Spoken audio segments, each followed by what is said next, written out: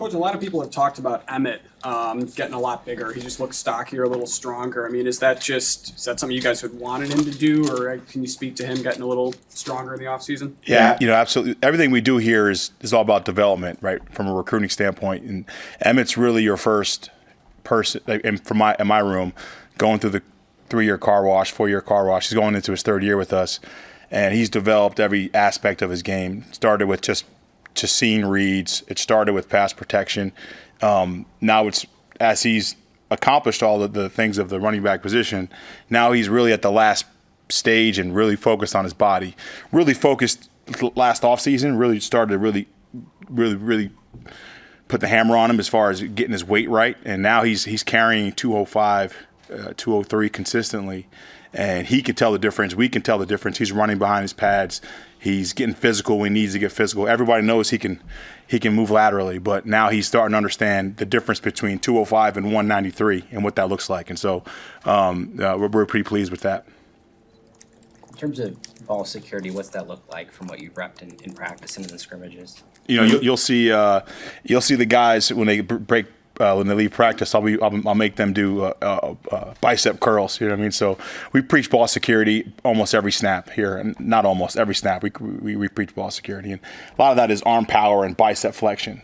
So we constantly watch drills. We'll watch ball security drills that we did with Christian McCaffrey, and we'll show the focus of guys like him and Mike Davis when we were there, and the detail that they put into the 20 minutes, 15 minutes of a period of having correct technique and utilizing correct technique correctly. So really proud of how serious he takes it.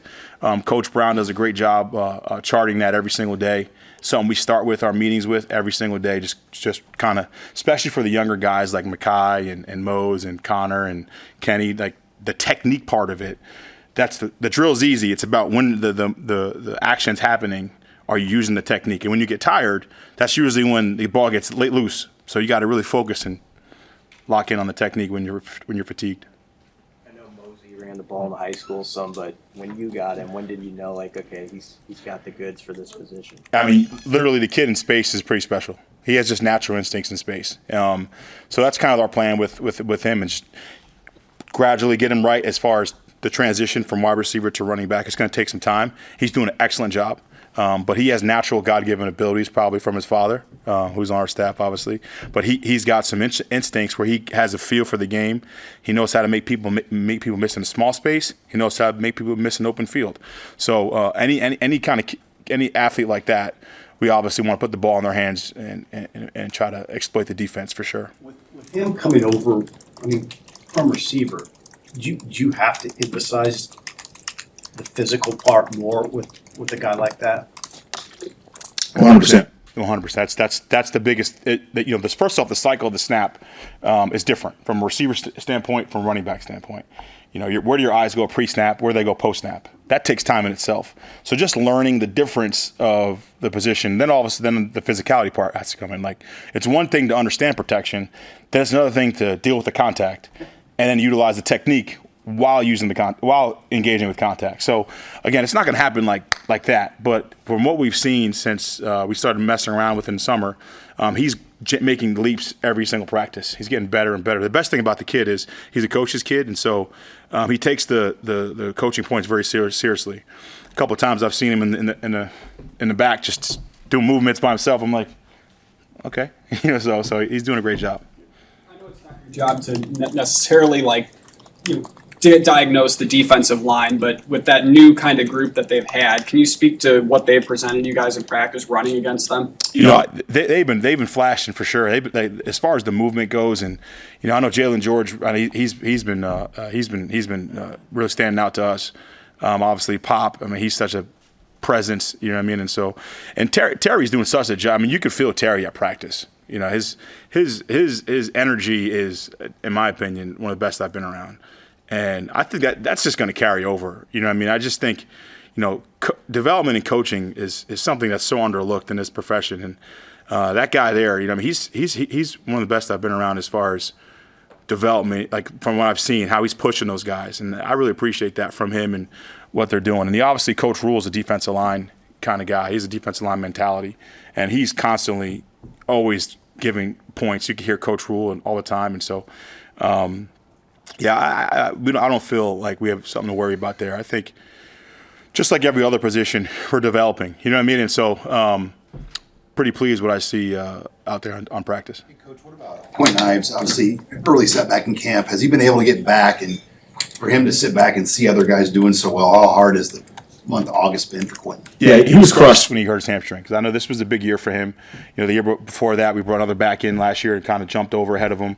Just from a physical development, he just was a little bigger, stronger, and so this is really his year. He was really excited about camp, and then to have the hamstring was tough for him, mentally. But the one thing he did, he kept it. He was very mature about the injury. So in meetings, he's been sharp. He's been sharp the whole time. That's the biggest thing. Like when you're not taking reps, it's easy to get your mind off of where it needs to be as far as the process. So going back to the cycle of the snap, and he's been pretty locked in, and so like he's back now in practice. He had his best day since he's been back yesterday. So he looks sharp. I'm really proud of how mature he's handled this injury because we're expecting him at some point to have a big year for us. Did Mekhi Nelson make over camp for you guys? Since Mekhi's gotten here, everybody's noticed and everyone knows about his explosiveness and his ability to find the end zone. I mean, that's pretty evident. So the biggest strides he has made has been off the field. He's really grown up as far as a note taker, as far as his attentiveness in the classroom. He's really understanding the seriousness of a mistake. If that makes sense. So like a young player may make a mistake and naturally just brush it off. But at this level, you only get 3 or 4 reps at a team practice, right? So we can't afford that. And so him focusing on the things he needs to correct and then applying in the next practice is the biggest jump that he's made off the field. Like Mose, he's going to take some. He's a young guy, but I think we're all pleased with what he's done this camp. He's really done a great job all around, and he's been pretty impressive. Now he's just got to do it on the game. That's the reality. He's got to do it in the game. Can you describe what went into Vincent Genitone's position switch and maybe what he brings to the group too? As soon as he signed with us, I heard 225, 10, I think 10-3 or something like that. Somebody said something that to me. Well, we got this kid. He was 220, broad jumps, whatever, 10 something. He's 4'4", 10'5". I mean, that kid, his body type, his power, his physicality. I mean, to me, he's like an old school throwback, running back. You know what I mean? And so he's done a great job showing physicality at the fullback position and at tailback. So obviously we lost Barrett Liebentritt. I know JB's done some things for us in the past at fullback. So last year we had Ty go in the backfield when needed. So what Vincent has shown from us from a short yardage standpoint and from a blocking standpoint, we're pleased with. So really excited about what he can do and continue to get better throughout the season.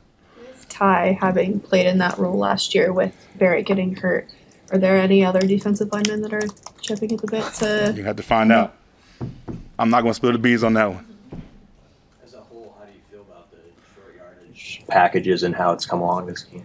I think we were one of the better teams in the country last year in short yardage, and that's our plan is to carry that over again. You know what I mean? That's something that Coach Rule, our staff, Hogerson, especially Donnie, that's something that we pride ourselves in. That's probably the backbone of Nebraska football, I'd assume, is tough yardage, blue-collar football, go get it, right? That's kind of our mindset. And so we won't skip a beat there. That's our focus, and we plan to stay ahead of the pack in that realm.